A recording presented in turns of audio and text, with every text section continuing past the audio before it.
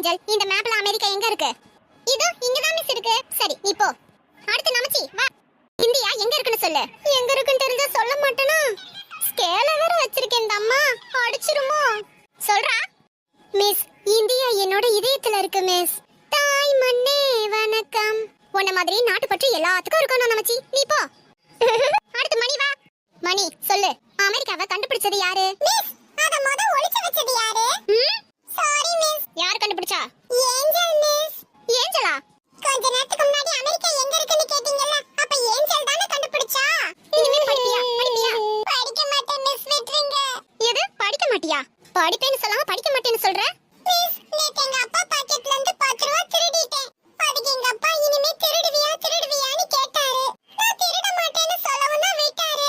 நீங்க படிப்பியான்னு கேட்டிங்களா, அதான் படிக்க மாட்டேன்னு சொல்லிட்டேன். ஐயோ நமச்சி, நீ கடைக்கு 20 ரூபாய் எடுத்துட்டு போற, 18 ரூபாய்க்கு 1 ரூபாய் சாக்லேட் வாங்குற. கடைக்காரரு மிச்சம் உனக்கு என்ன கொடுப்பாரு? 2 சாக்லேட் தான் கொடுப்பாரு. என்னடா சொல்ற?